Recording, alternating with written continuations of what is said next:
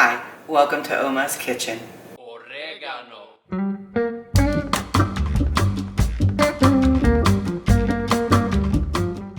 Today, let's make some peanut butter oatmeal Tollhouse cookies. I wanted to mention I add toasted nuts to my peanut butter oatmeal Tollhouse cookies, but you don't have to use these if you don't want to. One of our grandchildren we've just discovered is allergic to pecans. If I was making these for the moon pie, I would be making with just walnuts and peanut butter. This is just my version of Tollhouse cookies, and I wanted to mention the toasted nuts in there. You could do any combination of nuts that you wanted, or none at all. But let's get started on some cookies.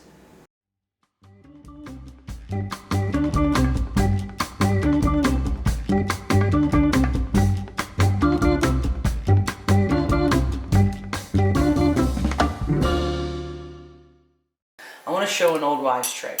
Now I could run both of these through the food processor. The problem with that is just a couple of blitzes in the food processor and a lot of these are actually broken down into pieces that are a little too small. So instead of doing that, before I had a food processor, this is what I would do. Put it in a baggie, mostly seal it up. There you go. But leave a little spot in the corner where there's a little bit of air that can get out. Take the end of a butter knife and just break these up into pieces. And what this does is it lets me have pieces of pecans without having pecan dust, which is what the food processor tends to do. You could buy them already chopped up, but this is what I have.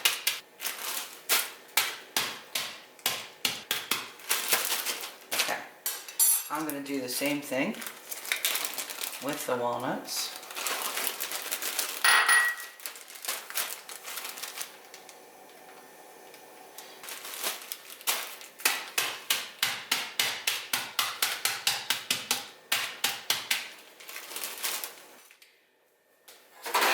I will take a parchment paper lined cookie tray, sheet tray, and dump these out.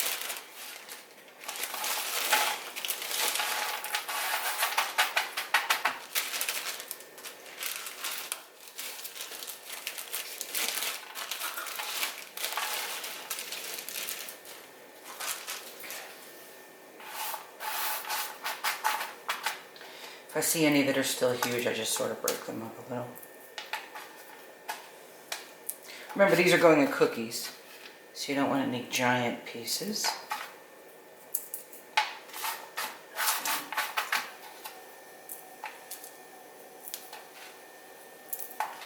Okay, I will toast these for about 5 to 7 minutes in a 385 degree oven. They go in first, and I'll bring those out and let them cool a little bit while I put the cookie dough together. My recipe calls for oats. These are peanut butter oatmeal Tollhouse cookies. So I use quick cooking rolled oats. Don't use steel cut oats in this recipe. You'll end up with little hard nubs in your cookies, and you don't want that. Any quick cooking oats will work. You can process these in the food processor a little bit if you want to make the oats a little smaller. I actually kind of like the crunchiness of leaving the oats just the way they are out of the package, but I do toast them in the oven for 4 to 5 minutes, also at 385 degrees, just like the nut pieces. So while the nuts are in there toasting, I'm actually going to spread 3/4 of a cup of this on a different cookie sheet. And I'm going to use both of these cookie sheets for the actual cookies. So let's do this. My 1/4 cup measuring cup, that's 1, 2, 3. Okay, flatten them out a little bit. Kind of make a single layer of oats for the oven. So when the nuts come out, these go in. What we end up doing is adding toasted oats and toasted nuts to the cookies, which, you know, with Toll House cookies, you think the star of the show is the chocolate. And it is, but I have to say the toasted nuts and oats makes a huge difference in how these cookies come out. If you don't use nuts at all, still toast off the oats in the oven. It'll make a big difference in the way your cookies taste. Okay, those come out. The oats go in. You see it? To put the nuts in the bowl so they can finish cooling off. And I reused the parchment paper for the cookies. There's no point in wasting it. If you use aluminum foil, cut back about a minute on your cook time so your bottom of your cookies don't get too brown. And I've got my eggs open and ready to go. They are with my toasted nuts here. My toasted nuts are actually starting to cool off, and you definitely want to have them cooler before you add them to your cookie dough. If your recipe calls for softened butter, you can wait for it to come to room temperature on the countertop, or you could actually stick it in the microwave for about 10 seconds, up to 15 seconds, but check it after 10. You want it soft, but you don't want it melted. Let's make some cookie dough.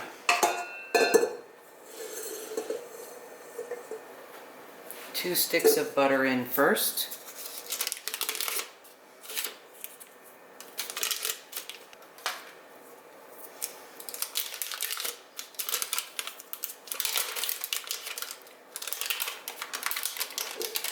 If I have 3/4 of a cup of peanut butter, which is most of what I have left.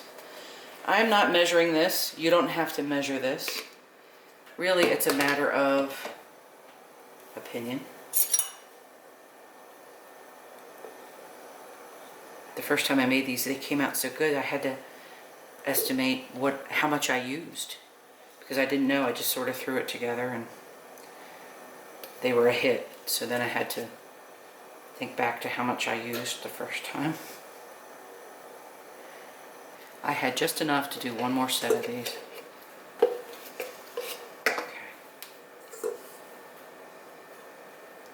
Cane sugar, if you can see that. It is not granulated sugar, it's actually evaporated cane juice. And I like this for my baking because it adds a little deeper flavor. And I'm going to use 1 3/4 cups. So that's one cup.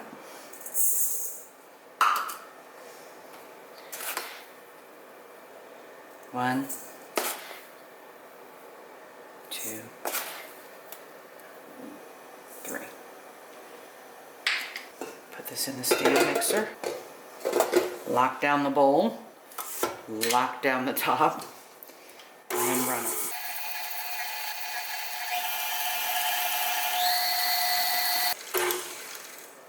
Okay.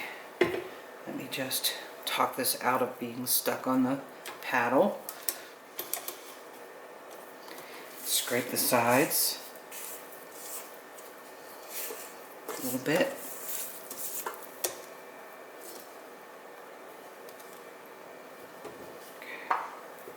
Okay. Run it again till it's smooth.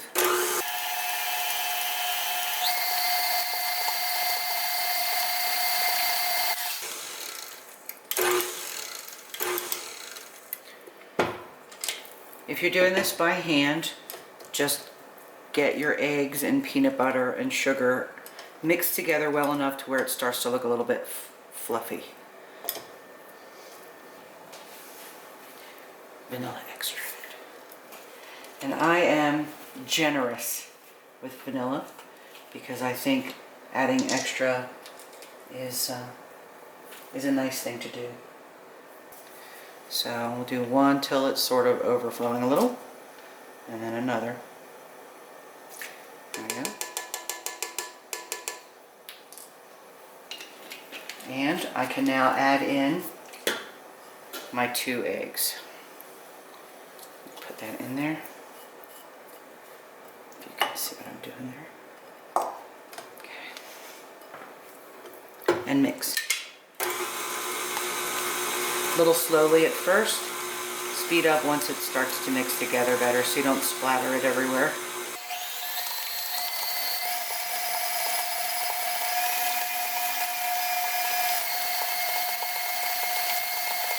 Let's see what we look like here.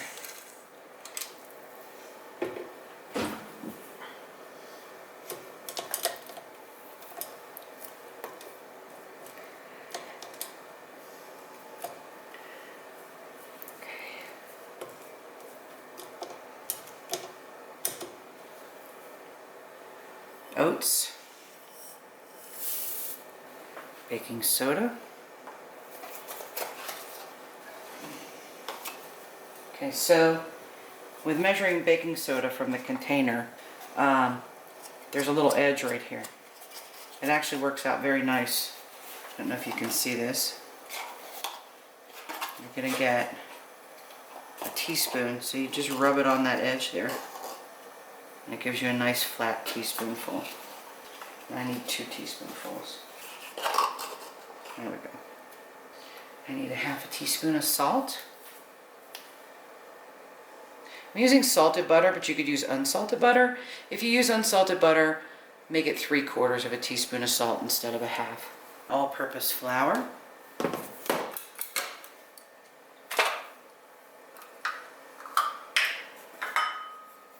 And so we will add 1 1/2. And I usually just shake the container to get some air through there.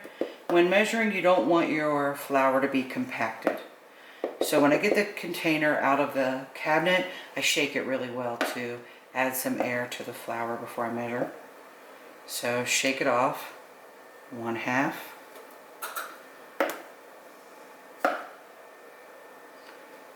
Okay. 1.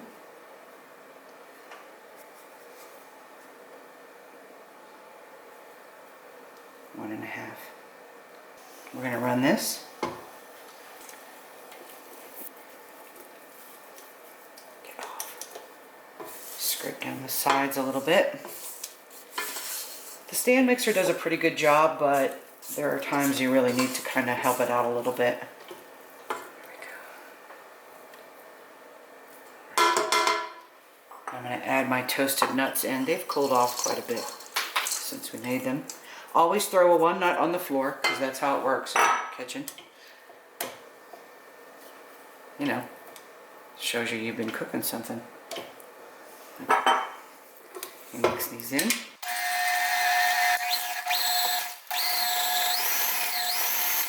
Okay. All stuck. Cookie dough should be very thick, so this is actually coming out great. The very last thing I'm going to add is, yes, a full bag of chocolate chips. Because if you're going to bother to make cookies with chocolate chips in them, don't play. Cookies make everybody happy. And you want to mix these in just until it's combined with the dough. And it gets loud.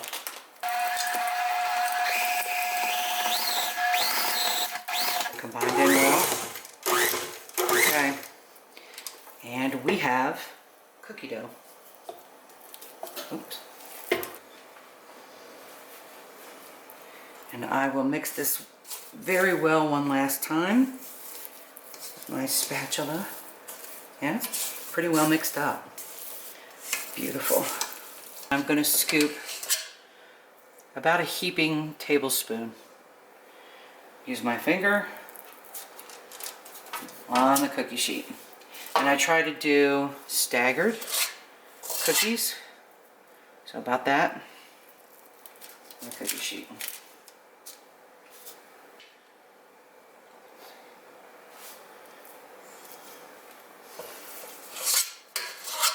See, heaping tablespoon. And here.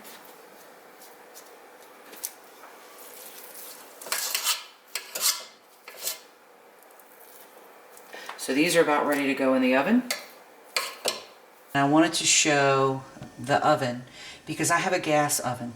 Electric ovens and gas ovens are completely different.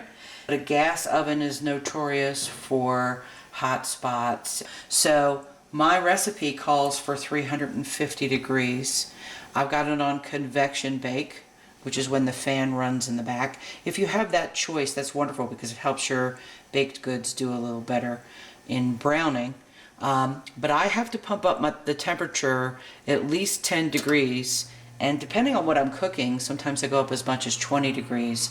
Because a gas oven has moisture in it from the natural gas, you actually need to raise the temperature on it in order to get it to bake correctly. Plus, you'll notice there's a pizza stone in my oven. I leave that in there whenever I'm baking. It actually helps regulate the temperature of the oven a little better. Gas range is wonderful for a stovetop, but the oven I had to do a little tweaking with.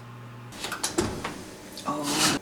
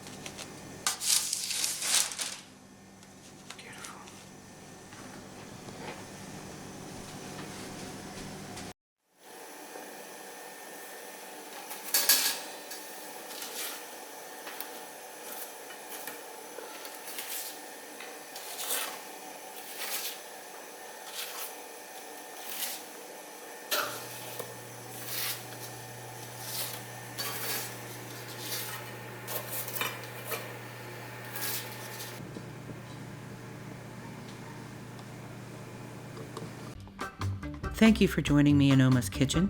If you enjoyed the video, please don't forget to like and subscribe. I'll upload more tasty videos soon, and a special shout out to Moon Pie and Lil Bit. Till next time.